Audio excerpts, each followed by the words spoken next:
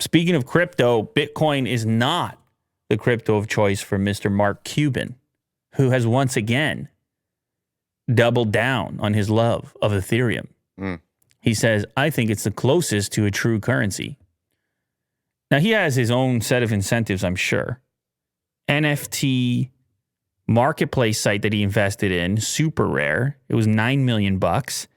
And then I'm seeing he's advertising on his Twitter account this new site, lazy.com, which is a lazy way to show off your NFTs. So this is sort of like your NFT art gallery where you can brag about what you've got. So I guess this is his pinned NFTs over here. So it's like, man, a lot of...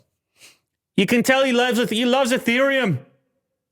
It's a guy. Sure does. It's a guy who loves Ethereum. You create an account, connect your wallet, and that's it. You get a unique lazy.com URL, which you can put in your Instagram or Twitter bio.